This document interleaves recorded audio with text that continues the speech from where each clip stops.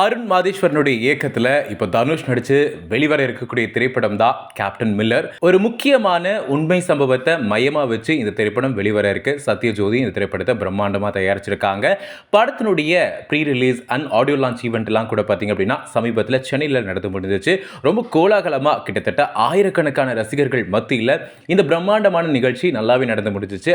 ஆனால் இந்த ஈவெண்ட்டில் பார்த்தீங்க அப்படின்னா இன்னொரு விஷயம் டாக் ஆஃப் டானாக மாறி இருக்கு. அது என்ன அப்படின்னா, இந்த படத்தில் அதாவது இந்த கேப்டன் மில்லர் படத்தில் நடித்த ஒரு ஆங்கர், அவங்க பேர் ஐஸ்வர்யா, அவங்க ஒரு கூட்டத்தில் மூவ் பண்ணி போகும்போது அங்கே அதாவது அந்த ஃபங்க்ஷனுக்கு வந்திருக்கக்கூடிய ஒருத்தர் அவங்க கிட்ட தப்பாக மிஸ்பிஹேவ் பண்ணியிருக்காங்க, ஃபிசிக்கல் டச் பண்ணியிருக்காங்க. அப்படிங்கிறதுனால ஐஸ்வர்யா கோவப்பட்டு அந்த இடத்துலையே அவங்கள நாயே எதுக்குடா என்ன தொட்ட, மன்னிப்பு கேள்றா, என் காலில் விழுந்து மன்னிப்பு கேள்றா அப்படின்னு கத்தி கூச்சல் போட்டிருக்காங்க. அதே மாதிரி அந்த பையனும் காலில் விழுந்து மன்னிப்பு கேட்டிருக்கா.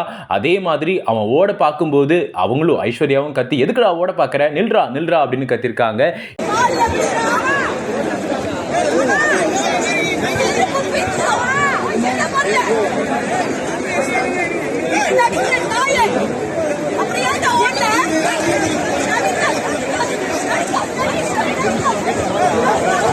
ஸோ இதனால் அந்த இடமே கொஞ்ச நேரத்துக்கு மயான பூமியாக மாறி இருக்கு.